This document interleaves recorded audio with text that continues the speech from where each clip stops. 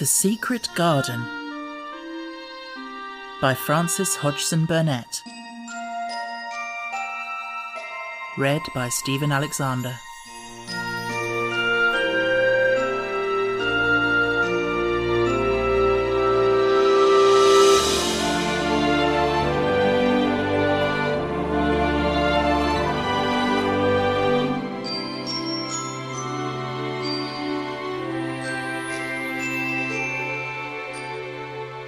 Chapter 15. Nest Building. After another week of rain, the high arch of blue sky appeared again, and the sun which poured down was quite hot. Though there had been no chance to see either the secret garden or Dickon, Mistress Mary had enjoyed herself very much. The week had not seemed long. She had spent hours of every day with Colin in his room, talking about Rogers, or gardens, or Dickon and the cottage on the moor. They had looked at the splendid books and pictures, and sometimes Mary had read things to Colin, and sometimes he had read a little to her. When he was amused and interested, she thought he scarcely looked like an invalid at all, except that his face was so colourless, and he was always on the sofa. "You are a sly young one to listen and get out of your bed to go following things up like you did that night," Mrs. Medlock said once. "But there's no saying it's not been a sort of blessing to the lot of us. He's not had a tantrum or a whining fit since you made friends. The nurse was just going to give up the case because she was so sick of him, but she says she doesn't mind staying now you've gone on duty with her," laughing a little. In her talks with Colin, Mary had tried to be very cautious about the secret garden. There were certain things she wanted to find out from him, but she felt that she must find them out without asking him direct questions. In the first place, as she began to like to be with him, she wanted to discover whether he was the kind of boy you could tell a secret to. He was not in the least like Dickon, but he was evidently so pleased with the idea of a garden no one knew anything about that she thought perhaps he could be trusted. But she had not known him long enough to be sure. The second thing she wanted to find out was this. If he could be trusted, if he really could, wouldn't it be possible to take him to the garden without having anyone find it out? The Grand Doctor had said that he must have fresh air, and Colin had said that he would not mind fresh air in a secret garden. Perhaps if he had a great deal of fresh air, and knew Dickon and the robin and saw things growing, he might not think so much about dying. Mary had seen herself in the glass sometimes lately, when she had realised that she looked quite a different creature from the child she had seen when she arrived from India. This child looked nicer. Even Martha had seen a change in her. "The air from moor has done thee good already," she had said. "Thou'rt not nigh so yeller, and thou'rt not nigh so scrawny. Even thy hair doesn't slamp down on thy head so flat. It's got some life in it, so as it sticks out a bit." "It's like me," said Mary. "It's growing stronger and fatter. I'm sure there's more of it." "It looks it for sure," said Martha, ruffling it up a little around her face. "Thou'rt not half so ugly when it's that way, and there's a bit of red in thy cheeks." If gardens and fresh air had been good for her, perhaps they would be good for Colin. But then, if he hated people to look at him, perhaps he would not like to see Dickon. "Why does it make you angry when you are looked at?" she inquired one day. "I always hated it," he answered, "even when I was very little. Then when they took me to the seaside and I used to lie in my carriage, everybody used to stare, and ladies would stop and talk to my nurse, and then they would begin to whisper, and I knew when they were saying I shouldn't live to grow up. Then sometimes the ladies would pat my cheeks and say, 'Poor child.' Once when a lady did that, I screamed out loud and bit her hand. She was so frightened she ran away." "She thought you had gone mad like a dog," said Mary, not at all admiringly. "I don't care what she thought," said Colin, frowning. "I wonder why you didn't scream and bite me when I came into your room," said Mary. Then she began to smile slowly. "I thought you were a ghost or a dream," he said. "You can't bite a ghost or a dream, and if you scream they don't care." "Would you hate it "If a boy looked at you?" Mary asked uncertainly. He lay back on his cushion and paused thoughtfully. "There's one boy," he said quite slowly, as if he were thinking over every word. "There's one boy I believe I shouldn't mind. It's that boy who knows where the foxes live. Dickon." "I'm sure you wouldn't mind him," said Mary. "The birds don't, and other animals," he said, still thinking it over. "Perhaps that's why I shouldn't. He's a sort of animal charmer, and I am a boy animal." Then he laughed, and she laughed too. In fact, it ended in their both laughing a great deal and finding the idea of a boy animal hiding in his hole very funny indeed. What Mary felt afterwards was that she need not fear about Dickon. On that first morning when the sky was blue again, Mary wakened very early. The sun was pouring in slanting rays through the blinds, and there was something so joyous in the sight of it that she jumped out of bed and ran to the window. She drew up the blinds and opened the window itself, and a great waft of fresh, scented air blew in upon her. The moor was blue, and the whole world looked as if something magic had happened to it. There were tender little fluting sounds here and there and everywhere, as if scores of birds were beginning to tune up for a concert. Mary put her hand out of the window and held it in the sun. "It's warm, warm," she said. "It will make the green points push up and up and up, and it will make the bulbs and roots work and struggle with all their might under the earth."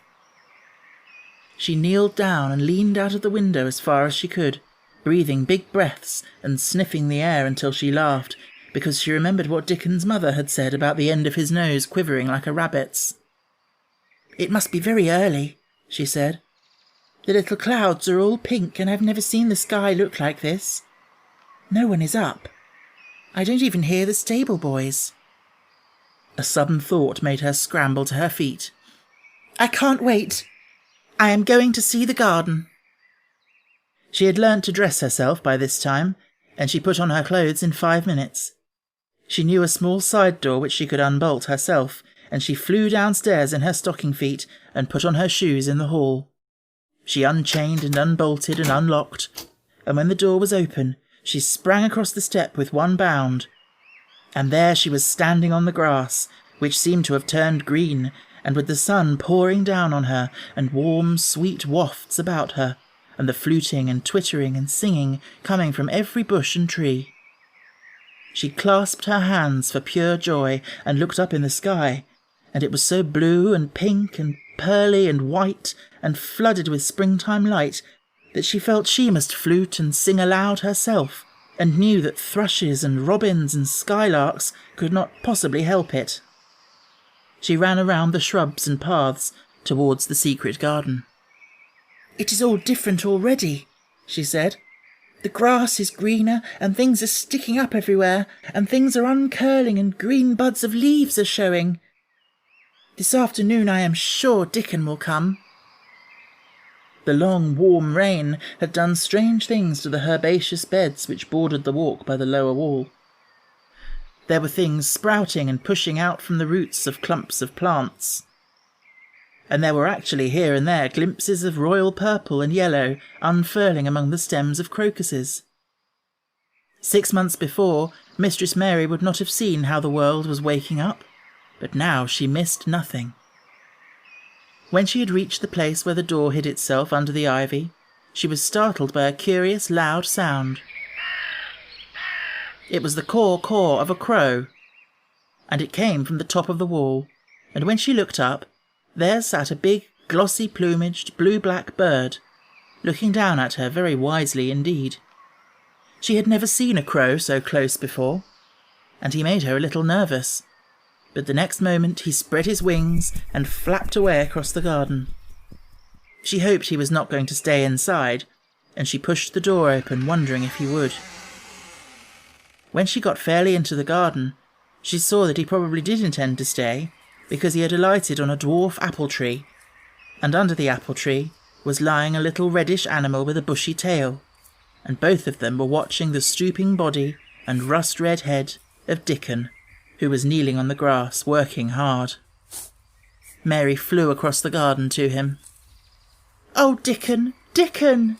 she cried out. "How could you get here so early? How could you? The sun has only just got up." He got up himself, laughing and glowing and tousled, his eyes like a bit of the sky. "He said. "I was up long before him. How could I have stayed abed? The world's all fair begun again this morning, it has, and it's working and humming and scratching and piping and nest building and breathing out scents till you got to be out on it instead of lying on your back. When sun did jump up, Mo went mad for joy, and I was in midst of heather, and I run like mad myself, shouting and singing, and I come straight here. I couldn't have stayed away. Why, Garden was lying here waiting." Mary put her hands on her chest, panting as if she had been running herself. "Oh, Dickon, Dickon," she said, "I'm so happy I can scarcely breathe." Seeing him talking to a stranger, the little bushy-tailed animal rose from its place under the tree and came to him, and the rook, cawing once, flew down from its branch and settled quietly on his shoulder. "This is little fox cub," he said, rubbing the little reddish animal's head. "It's named Captain. And this is Soot. Soot, he flew across moor with me, and Captain, he run same as if hounds had been after him. They both felt same as I did." Neither of the creatures looked as if they were the least afraid of Mary. When Dickon began to walk about, Soot stayed on his shoulder, and Captain trotted quietly close to his side. "See here," said Dickon. "See how these is pushed up, and these, and these? And look at these here." He threw himself upon his knees, and Mary went down beside him. They had come upon a whole clump of crocuses, burst into purple and orange and gold. Mary bent her face down and kissed them. "You never kiss a person in that way," she said when she lifted her head. "Flowers are so different." He looked puzzled, but smiled.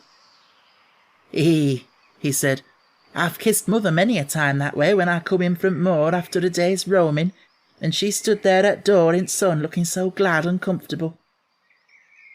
They ran from one part of the garden to another, and found so many wonders that they were obliged to remind themselves that they must whisper or speak low. He showed her swelling leaf buds on rose branches which had seemed dead.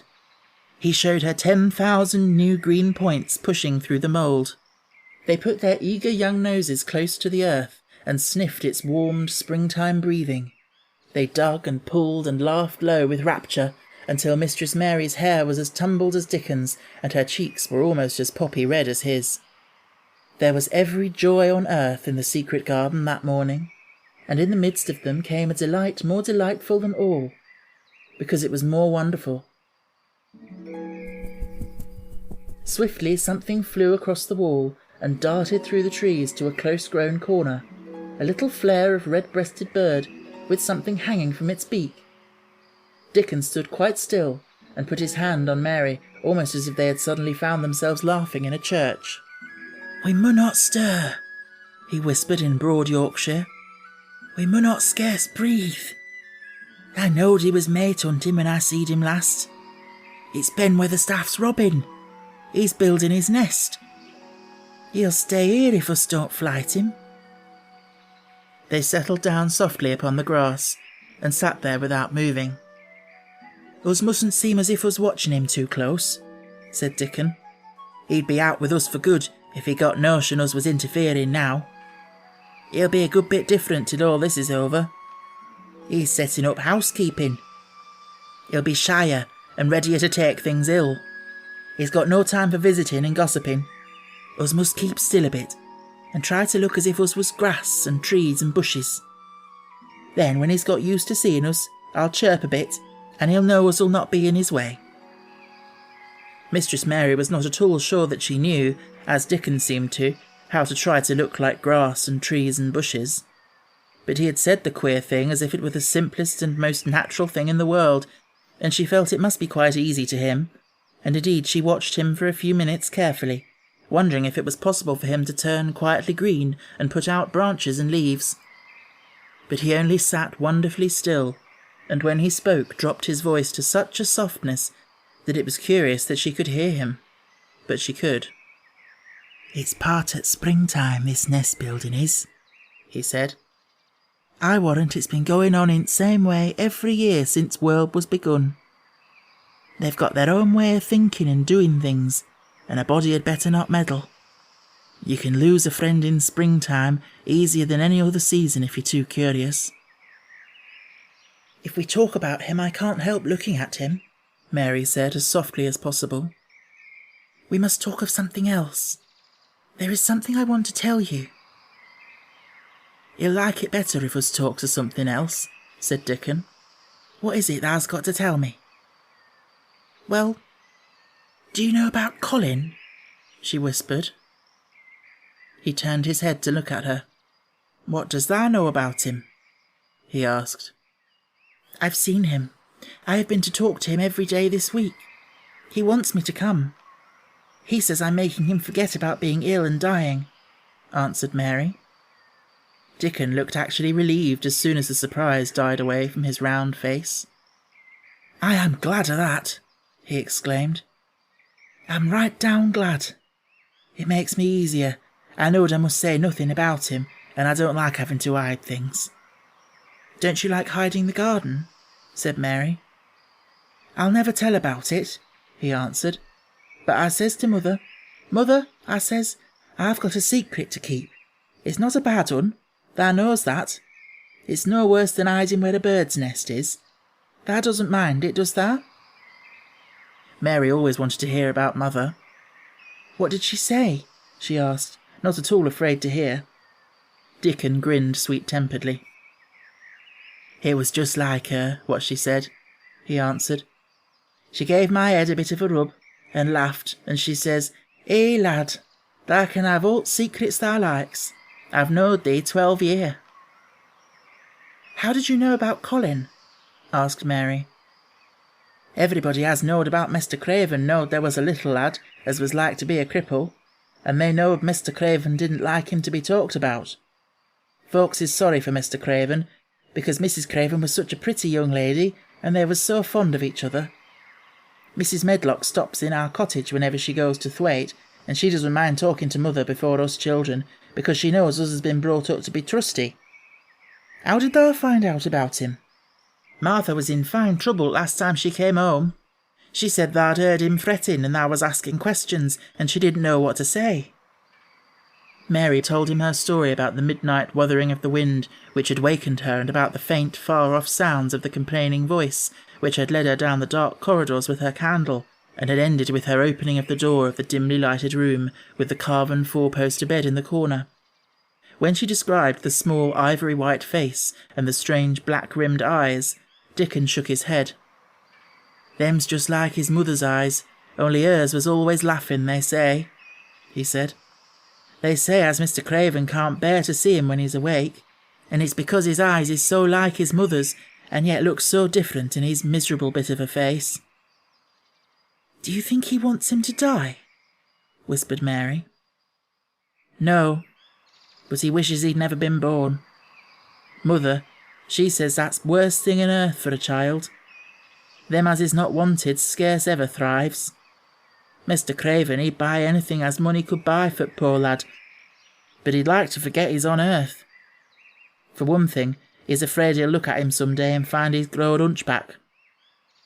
"Colin's so afraid of it himself that he won't sit up," said Mary. "He says he's always thinking that if he should feel a lump coming, he should go crazy and scream himself to death." He oughtn't to lie there thinking things like that," said Dickon. "No lad could get well as thought them sort of things." The fox was lying on the grass close by him, looking up to ask for a pat now and then, and Dickon bent down and rubbed his neck softly, and thought a few minutes in silence. Presently he lifted his head and looked round the garden. "When first we got in here," he said, "it seemed like everything was grey. Look round now, and tell me if thou doesn't see a difference." Mary looked and caught her breath a little.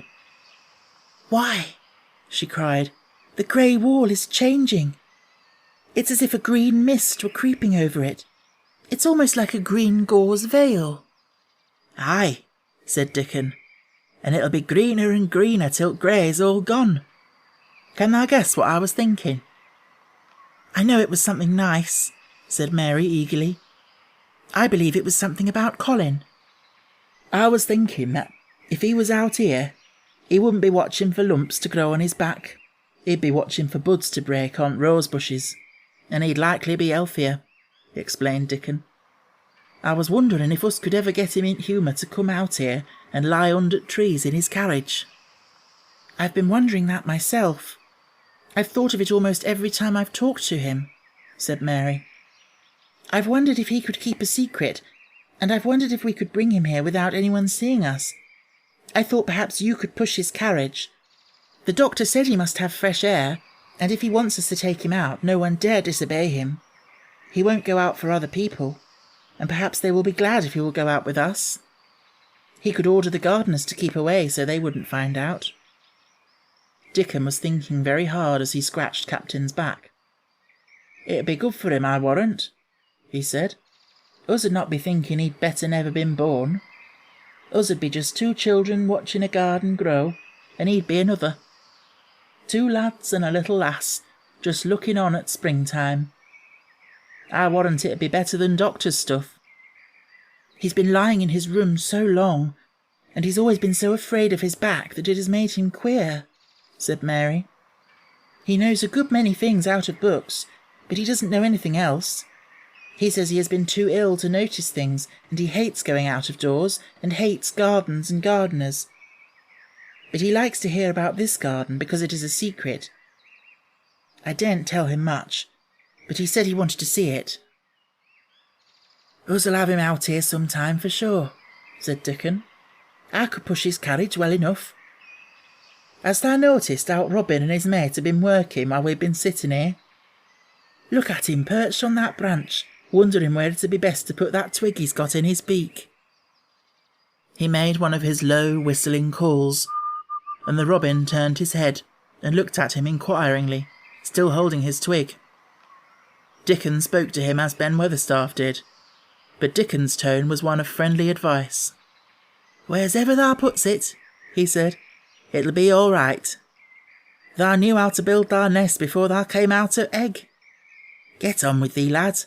Thou's no time to lose." "Oh, I do like to hear you talk to him," Mary said, laughing delightedly. "Ben Weatherstaff scolds him and makes fun of him, but he hops about and looks as if he understood every word, and I know he likes it. Ben Weatherstaff says he is so conceited he would rather have stones thrown at him than not be noticed." Dickon laughed too, and went on talking. "Thou knows us won't trouble thee," he said to the robin. "Us is near being wild things ourselves. Us is nest building too, bless thee. Look out thou doesn't tell on us." And though the robin did not answer, because his beak was occupied, Mary knew that when he flew away with his twig to his own corner of the garden, the darkness of his dew-bright eye meant that he would not tell their secret for the world.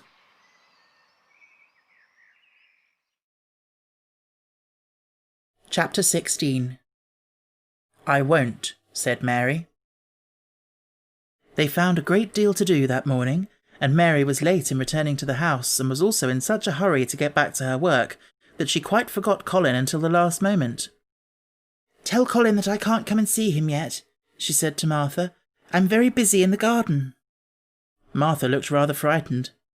Miss Mary," she said.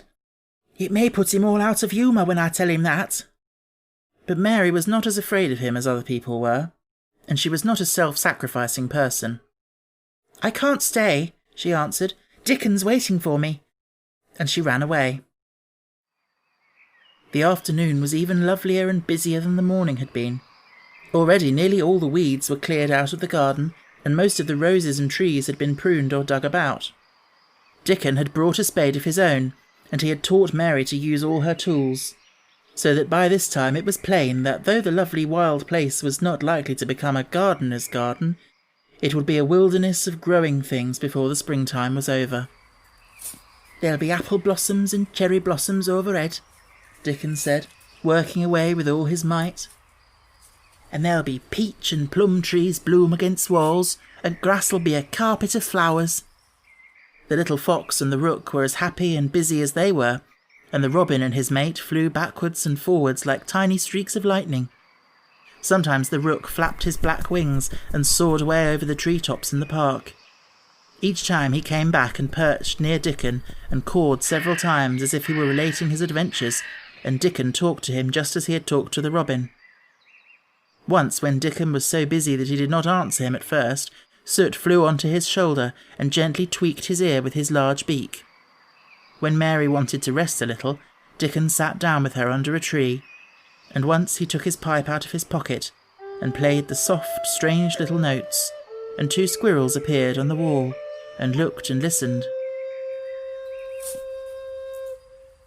"Thou's a good bit stronger than thou was," Dickon said, looking at her as she was digging. "Thou's beginning to look different for sure." Mary was glowing with exercise and good spirits. "I'm getting fatter and fatter every day," she said quite exultantly. "Mrs. Medlock will have to get me some bigger dresses. Martha says my hair is growing thicker. It isn't so flat and stringy." The sun was beginning to set and sending deep gold-coloured rays slanting under the trees where they parted. "It'll be fine tomorrow," said Dickon. "I'll be at work by sunrise." "So will I," said Mary. She ran back to the house as quickly as her feet would carry her. She wanted to tell Colin about Dickon's fox cub and the rook, and about what the springtime had been doing. She felt sure he would like to hear. So it was not very pleasant when she opened the door of her room to see Martha standing waiting for her with a doleful face. "What is the matter?" she asked. "What did Colin say when you told him I couldn't come?" Said Martha. "I wish tha'd gone. He was nigh going into one of his tantrums. There's been a nice to-do all afternoon to keep him quiet. He would watch the clock all the time." Mary's lips pinched themselves together. She was no more used to considering other people than Colin was, and she saw no reason why an ill-tempered boy should interfere with the thing she liked best. She knew nothing about the pitifulness of people who had been ill and nervous, and who did not know that they could control their tempers and need not make other people ill and nervous too. When she had had a headache in India, she had done her best to see that everybody else also had a headache or something quite as bad. And she felt she was quite right, but of course now she felt that Colin was quite wrong. He was not on his sofa when she went into his room. He was lying flat on his back in bed, and he did not turn his head towards her as she came in. This was a bad beginning, and Mary marched up to him with her stiff manner. "Why didn't you get up?" she said. "I did get up this morning, when I thought you were coming," he answered, without looking at her. "I made them put me back in bed this afternoon. My back ached and my head ached, and I was tired. Why didn't you come?" "I was working in the garden with Dickon," said Mary. Colin frowned and condescended to look at her. "I won't let that boy come here if you go and stay with him instead of coming to talk to me," he said. Mary flew into a fine passion. She could fly into a passion without making a noise. She just grew sour and obstinate and did not care what happened. "If you send Dickon away, I'll never come into this room again," she retorted. "You'll have to if I want you," said Colin. "I won't," said Mary. "I'll make you," said Colin. "They shall drag you in." "Shall they, Mr. Raja?" said Mary fiercely. "They may drag me in, but they can't make me talk when they get here. I'll sit and clench my teeth and never tell you one thing. I won't even look at you. I'll stare at the floor." They were a nice, agreeable pair as they glared at each other. If they had been 2 little street boys, they would have sprung at each other and had a rough-and-tumble fight. As it was, they did the next thing to it. "You are a selfish thing," cried Colin. "What are you?" said Mary. "Selfish people always say that. Anyone is selfish who doesn't do what they want. You're more selfish than I am. You're the most selfish boy I ever saw." "I'm not," snapped Colin. "I'm not as selfish as your fine Dickon is. He keeps you playing in the dirt when he knows I am all by myself. He's selfish, if you like." Mary's eyes flashed fire. "He's nicer than any other boy that ever lived," she said. He's like an angel." It might sound rather silly to say that, but she did not care. "A nice angel," Colin sneered ferociously. "He's a common cottage boy off the moor." "He's better than a common Rajah," retorted Mary. "He's 1,000 times better." Because she was the stronger of the two, she was beginning to get the better of him. The truth was that he had never had a fight with anyone like himself in his life, and upon the whole it was rather good for him, though neither he nor Mary knew anything about that. He turned his head on his pillow and shut his eyes, and a big tear was squeezed out and ran down his cheek. He was beginning to feel pathetic and sorry for himself, not for anyone else. "I'm not as selfish as you are, because I'm always ill, and I'm sure there is a lump coming on my back," he said, "and I am going to die besides."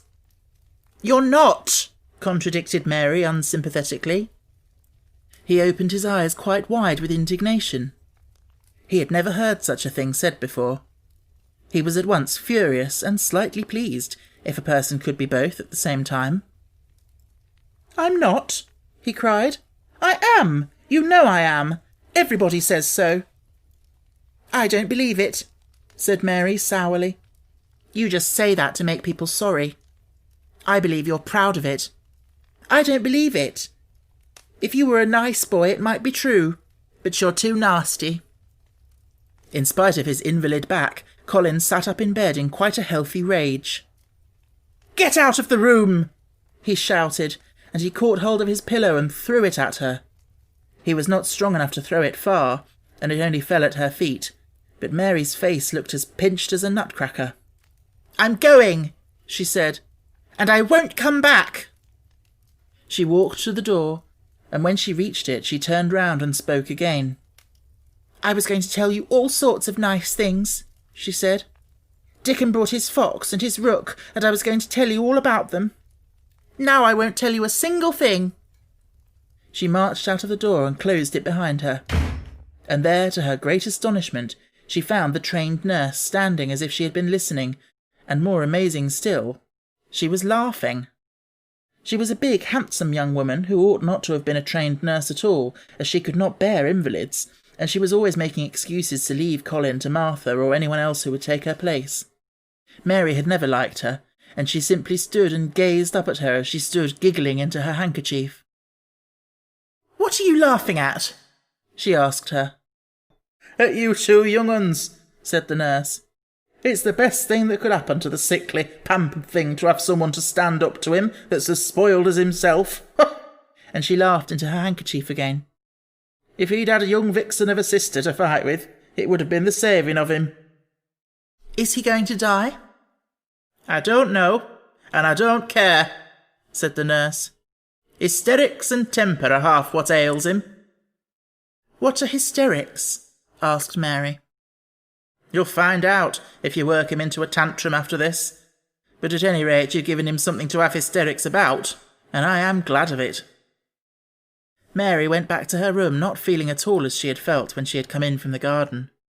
She was cross and disappointed, but not at all sorry for Colin. She had looked forward to telling him a great many things, and she had meant to try to make up her mind whether it would be safe to trust him with the great secret. She had been beginning to think it would be, but now she had changed her mind entirely. She would never tell him, and he could stay in his room and never get any fresh air and die if he liked. It would serve him right. She felt so sour and unrelenting that for a few minutes she almost forgot about Dickon and the green veil creeping over the world, and the soft wind blowing down from the moor. Martha was waiting for her, and the trouble in her face had been temporarily replaced by interest and curiosity. There was a wooden box on the table, and its cover had been removed, and revealed that it was full of neat packages. "Mr. Craven sent it to you," said Martha. "It looks as if it had picture books in it." Mary remembered what he had asked her the day she had gone to his room. "Do you want anything? Dolls, toys, books?" She opened the package, wondering if he had sent a doll, and also wondering what she should do with it if he had. But he had not sent one. There were several beautiful books, such as Colin had, and 2 of them were about gardens and were full of pictures. There were 2 or 3 games, and there was a beautiful little writing case with a gold monogram on it and a gold pen and inkstand. Everything was so nice that her pleasure began to crowd her anger out of her mind. She had not expected him to remember her at all, and her hard little heart grew quite warm. "I can write better than I can print," she said, "and the first thing I shall write with that pen will be a letter to tell him I am much obliged." If she had been friends with Colin, she would have run to show him her presents at once, and they would have looked at the pictures and read some of the gardening books, and perhaps tried playing the games. And he would have enjoyed himself so much he would never once have thought he was going to die, or have put his hand on his spine to see if there was a lump coming. He had a way of doing that which she could not bear. It gave her an uncomfortable, frightened feeling, because he always looked so frightened himself. He said that if he felt even quite a little lump there some day, he should know his hunch had begun to grow. Something he had heard Mrs. Medlock whispering to the nurse had given him the idea, and he had thought over it in secret until it was quite firmly fixed in his mind. Mrs. Medlock had said his father's back had begun to show its crookedness in that way when he was a child. He had never told anyone but Mary that most of his tantrums, as they called them, grew out of his hysterical hidden fear. Mary had been sorry for him when he had told her. "He always began to think about it when he was cross or tired," she said to herself, "and he has been cross today. Perhaps he has been thinking about it all the afternoon." She stood still, looking down at the carpet and thinking. "I said I would never go back again." She hesitated, knitting her brows. "But perhaps, just perhaps I will go and see. If he wants me, in the morning. Perhaps he'll try to throw his pillow at me again, but I think I'll go." Chapter 17. A Tantrum. She had got up very early in the morning, and had worked hard in the garden, and she was tired and sleepy, so as soon as Martha had brought her supper and she had eaten it, she was glad to go to bed. As she laid her head on the pillow, she murmured to herself, "I'll go out before breakfast and work with Dickon, and then afterwards, I believe, I'll go to see him." She thought it was the middle of the night when she was awakened by such dreadful sounds that she jumped out of bed in an instant. What was it? What was it? The next minute she felt quite sure she knew. Doors were opened and shut, and there were hurrying feet in the corridors, and someone was crying and screaming at the same time, screaming and crying in a horrible way. "It's Colin," she said. "He's having one of those tantrums the nurse calls hysterics. How awful it sounds." As she listened to the sobbing screams, she did not wonder that people were so frightened that they gave him his own way and everything, rather than hear them. She put her hands over her ears and felt sick and shivering. "I don't know what to do. I don't know what to do," she kept saying. "I can't bear it." Once she wondered if he would stop if she dared go to him, and then she remembered how he had driven her out of the room, and thought that perhaps the sight of her might make him worse. Even when she pressed her hands more tightly over her ears, she could not keep the awful sounds out.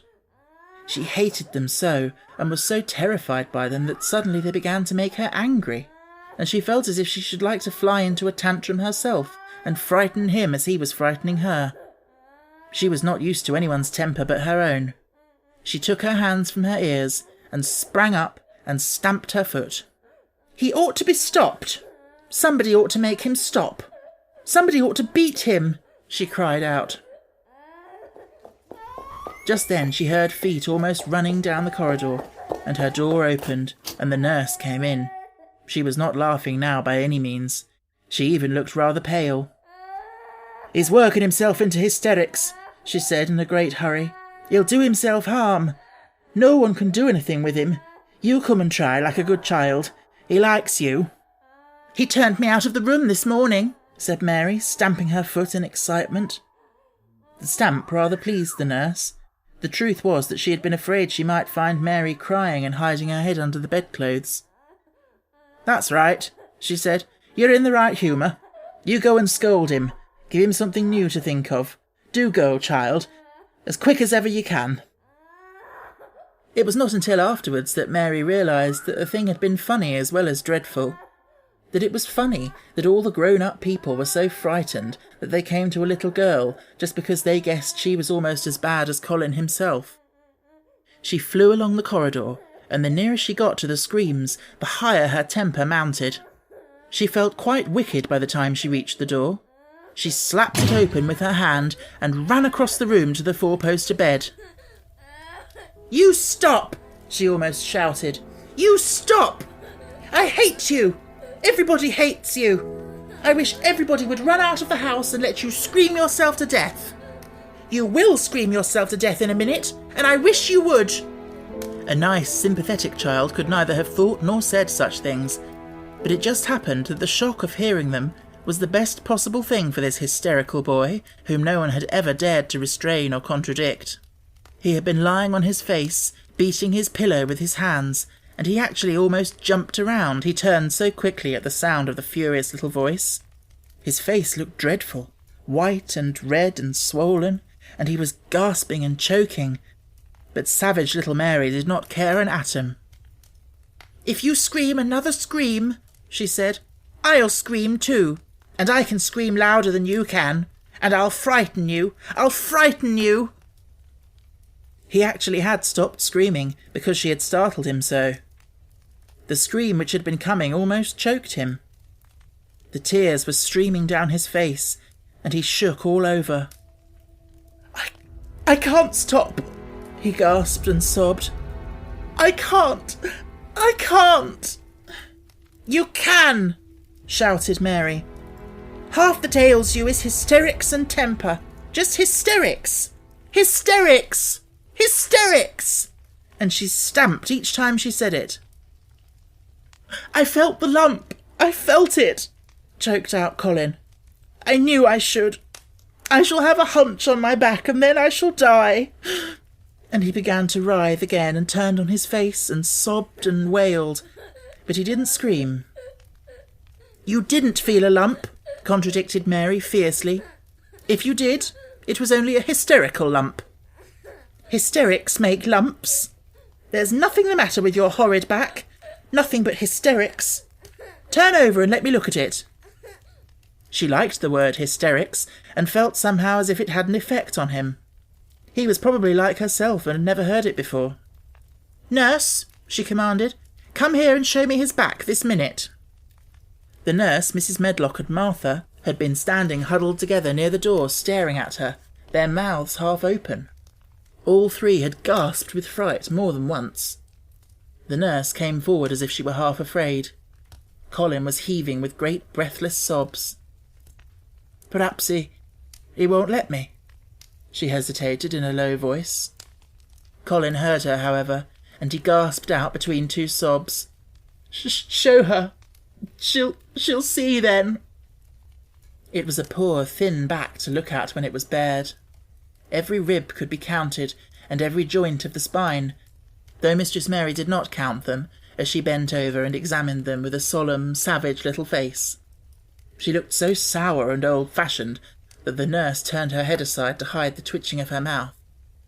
There was just a minute's silence, for even Colin tried to hold his breath while Mary looked up and down his spine, and down and up, as intently as if she had been the great doctor from London.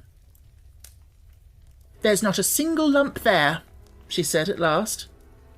"There's not a lump as big as a pin, except backbone lumps, and you can only feel them because you're thin.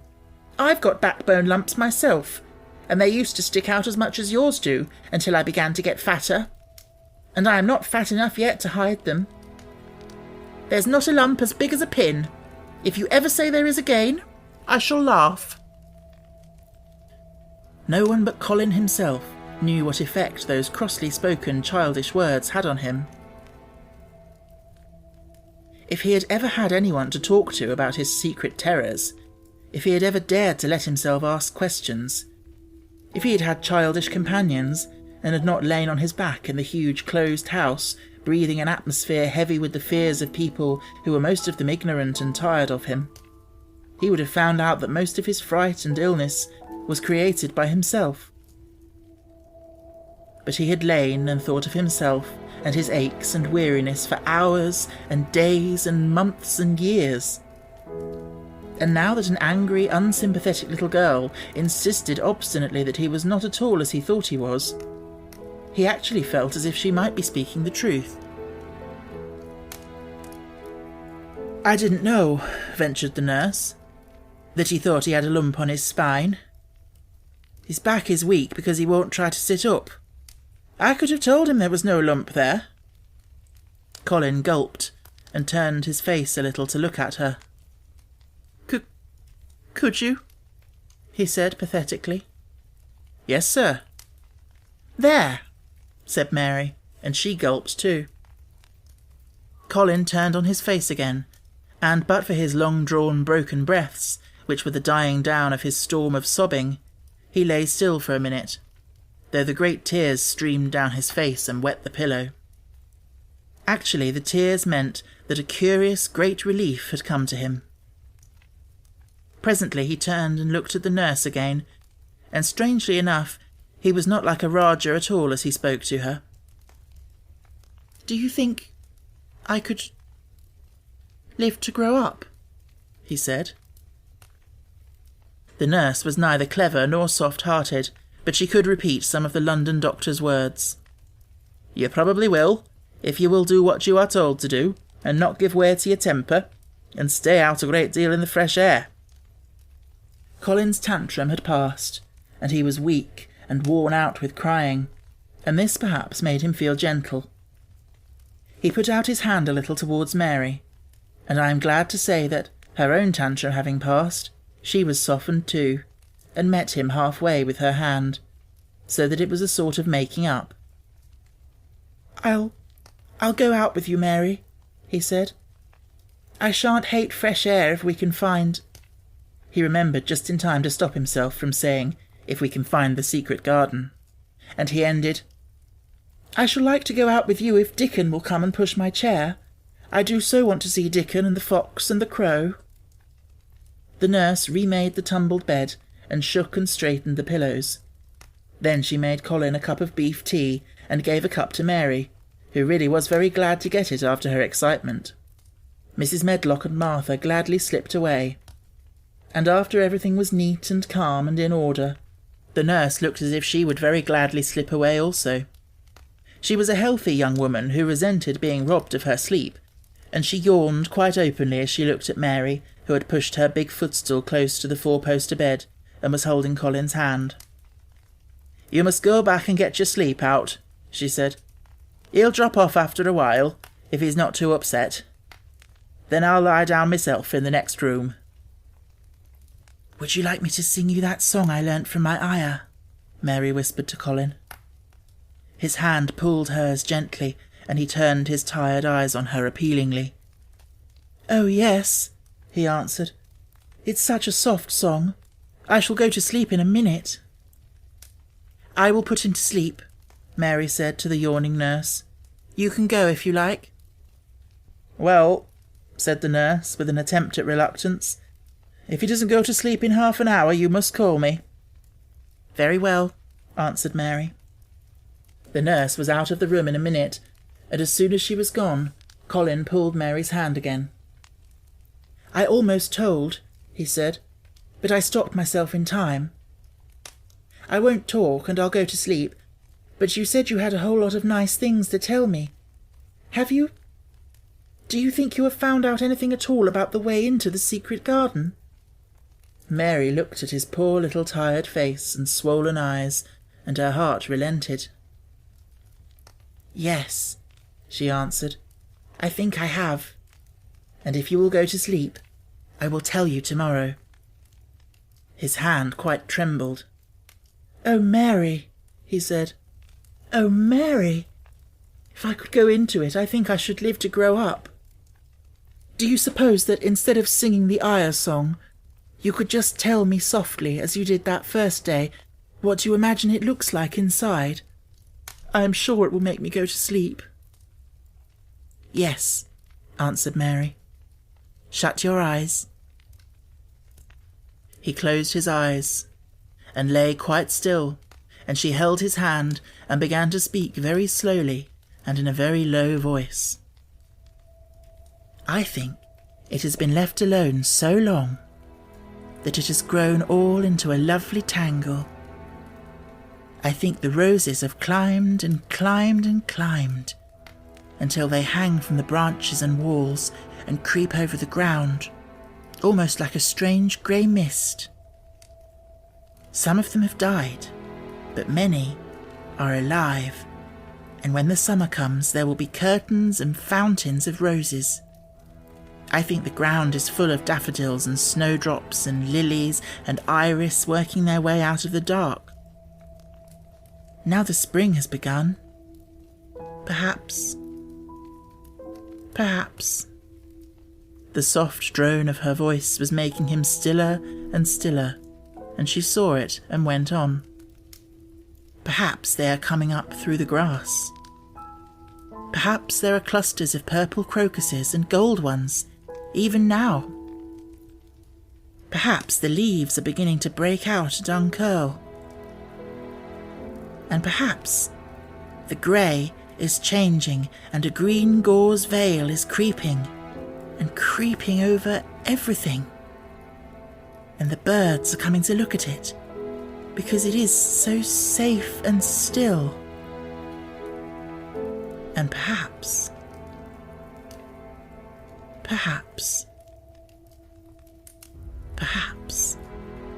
very slowly and softly indeed,